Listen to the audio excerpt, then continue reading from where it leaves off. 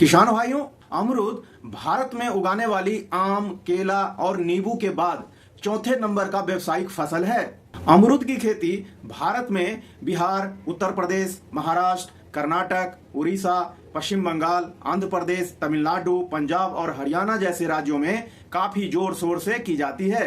किसान भाइयों, अमरूद में औषधीय गुण होने के साथ साथ इसमें प्रचुर मात्रा में vitamin C, vitamin B, calcium, iron, phosphorus जैसे तत्व पाए जाते हैं, जिस कारण अनेकों प्रकार के रोगियों को इसे खाने की सलाह दी जाती है।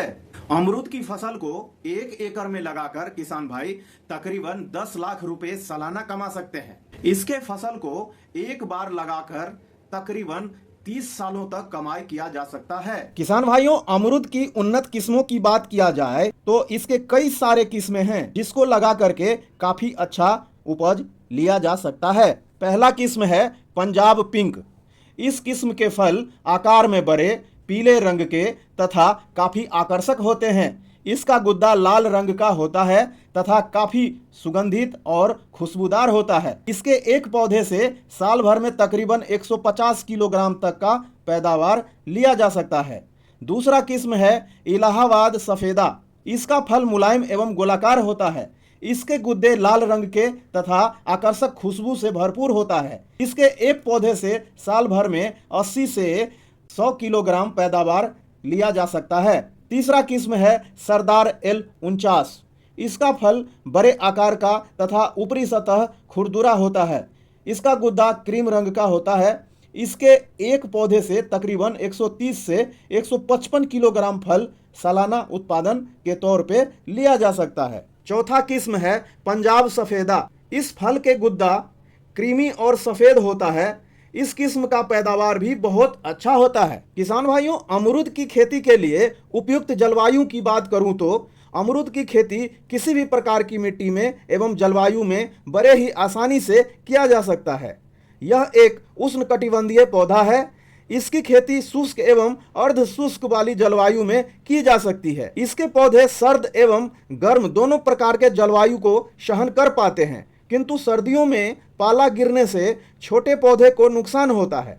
छोटे पौधे अधिकतम 30 डिग्री सेल्सियस तथा न्यूनतम 15 डिग्री सेल्सियस तापमान को सहन कर पाता है तथा पूर्ण विकसित पौधा तकरीबन 44 डिग्री सेल्सियस तक के तापमान को सहन कर पाता है। मिट्टी की बात किया जाए तो अमरूद की खेती हल्की से भारी और कम जल निकासी वाली किसी भी प्रकार की मिट्टी में सफलतापूर्वक की जा सकती है, परंतु अच्छी उत्पादन तथा अच्छी क्वालिटी का पैदावार प्राप्त करने के लिए बलुए दोमट से चिकनी मिट्टी का सबसे उपयुक्त माना गया है तथा 6 से 6.5 तक के पीएच वाली मिट्टी अमरूद की खेती के लिए उत्तम होता है। वर्षा की बात की जाए तो 100 से 200 सेंटीमीटर वर्षा सालाना हो तो इसकी खेती सफलतापूर्वक की जा सकती है।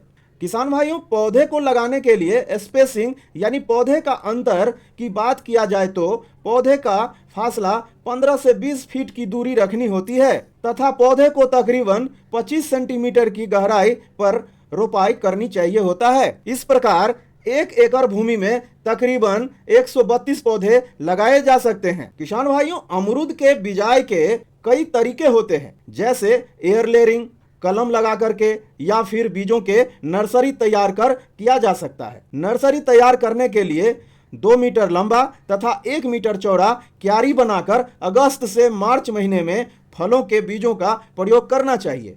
तकरीबन 6 महीने के बाद अमरूद की नर्सरी खेतों में लगाने के लिए तैयार हो जाता है। अगर अमरूद की रोपाई कलम विधि से कर रहे हैं तो कलम लगाने का उपयुक्त समय मई से जून तक का होता है।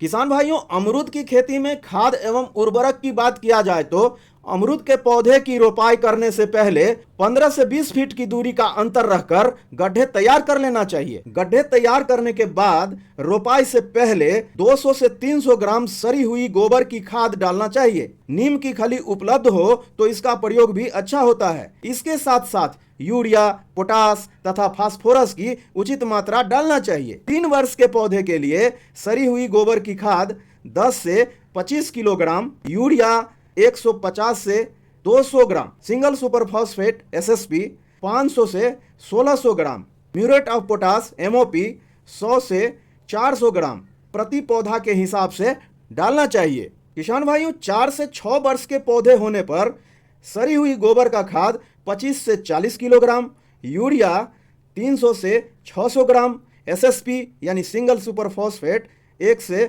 2 किलोग्राम तथा एमओपी यानी म्यूरेट ऑफ पोटास 600 से 800 ग्राम प्रति पौधे के हिसाब से डालनी चाहिए। किसान भाइयों, सड़ी हुई गोबर की खाद पूरी मात्रा, एसएसपी आधी मात्रा तथा एमओपी यानी म्यूरेट ऑफ पोटास आधी मात्रा साल में एक बार मई से जून में तथा दूसरी बार सितंबर से अक्टूबर महीने में अवश्य डालना चाहिए। किसान भाइयों, अमरूद की खेती में सिंचाई की बात किया जाए तो इसके खेती के लिए कम सिंचाई की आवश्यकता होती है। पहली सिंचाई रोपाई के तुरंत बाद करना चाहिए तथा दूसरी सिंचाई 3 से 5 दिन बाद करनी चाहिए। इसके बाद मौसम तथा मिट्टी में नमी को देखते हुए आवश्यकता अनुसार सिंचाई करना चाहिए। सर्दियों में फसल प्राप्त करने के लिए गर्मियों में 3 से 4 बार सिंचाई करना चाहिए तथा सर्दियों में तकरीबन 2 सिंचाई काफी होता है और बारिश में 2 से 3 सिंचाई की आवश्यकता होती है। अमरूद की खेती में खरपतवार की नियंत्रण की बात किया जाए तो इसके लिए निराई गुड़ाई करना आवश्यक होता है। किसान भाइयों, शुरुआती दौर में पौधा की काफी देखभाल करने की जरूरत होती है, इसलिए इसकी पहली निराई गुड़ाई पौधा के रोपाई के 20 से 25 दिन बाद कर देनी चाहिए। इसके बाद 10 से 15 दिनों के अंतराल पे या आवश्यकता अनुसार निराई गुड़ाई करते रहना चाहिए। किसान भाइयों, खरपतवार के अंकुरन के बाद ग्लाइफोसेट 1.6 लीटर को 200 लीटर पानी में मिला करके खरपतवार में फूल आने से पहले या 15 से 20 सेंटीमीटर ऊंचाई हो जाने से पहले ही प्रति एकड़ के हिसाब से छिड़काव कर देनी चाहिए।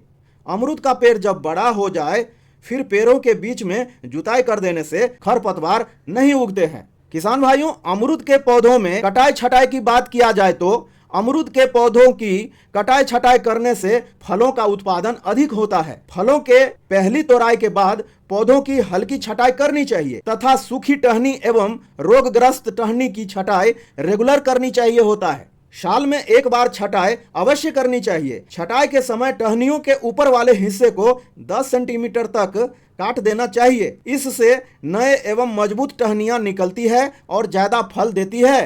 किसान भाइयों, अमरूद के फसलों में कीटों एवं रोगों के नियंत्रण की बात किया जाए तो अमरूद में फल की मक्खी का प्रकोप देखने को मिलता है। इसके नियंत्रण के लिए फेनवेलरेट 80 मिली प्रति 150 लीटर पानी में मिला करके फल पकने पर 1 सप्ताह के अंतराल पर छिड़काव करना जरूरी होता है। नीम के पत्तियों को उबाल कर भी स्प्रे कर सकते हैं तथा मिलीबग का प्रकोप देखने पर क्लोरपाइरीफॉस 50% EC 300 मिली प्रति 100 लीटर पानी में मिलाकर स्प्रे करना चाहिए। अमरूद का शाख कीट यह नर्सरी का गंभीर कीट है। प्रभावित टहनी सूख जाती है।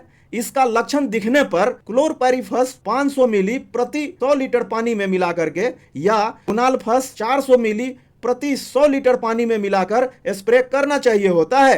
अमरूद का चेपा कीट की बात किया जाए तो यह अमरूद का गंभीर और आम कीट है जो पौध एवं छोटे कीट पौधे में से रस चूसकर कमजोर कर देते हैं। पत्ते मुड़ जाते हैं तथा यह शहद के बूंद जैसा पदार्थ छोड़ते हैं जिससे प्रभावित पत्ते पर फंगस विकसित हो जाता है। इसके नियंत्रण के लिए डाइमिथोएट 20 मिली या मिथाइल डेमेटोन 20 मिली प्रति 10 लीटर पानी में मिलाकर छिड़काव करना चाहिए।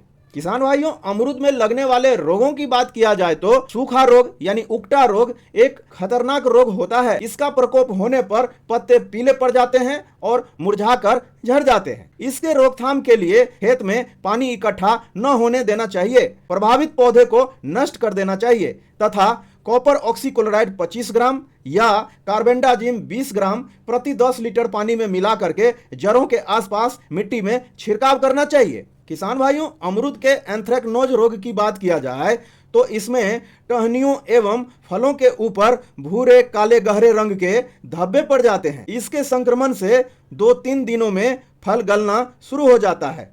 इसके रोकथाम के लिए खेत को साफ रखना चाहिए, प्रभावित फलों एवं टहनियों को नष्ट कर देनी चाहिए तथा लक्षण दिखने पर कॉपर ऑक्सीक्लोराइड 30 ग्राम प्रति 10 लीटर पानी में मिलाकर प्रभावित पौधे पर छिड़काव करना चाहिए। किसान भाइयों, अमरूद की हार्वेस्टिंग की बात किया जाए तो रोपाई के 2 से 3 साल बाद अमरूद के पौधे में फल लगने शुरू हो जाते हैं। फलों के पकने के बाद तुराई करनी चाहिए। फलों की तुराई के बाद साफ करके आकार के आधार पर छांट लेनी चाहिए और पैक करके बाजार में भेजना चाहिए। किसान भाइयों, अमरूद की खेती से अगर कमाई की बात किया जाए तो किसान भाइयों 1 एकड़ में तकरीबन 10 से 12 लाख कमाया जा सकता है। किसान भाइयों, इस वीडियो में दी गई जानकारी अगर आपको अच्छी लगी तो वीडियो को लाइक करें, अन्य किसानों तक शेयर करें और चैनल को सब्सक्राइब करना बिल्कुल भी न भूलें। धन्यवाद।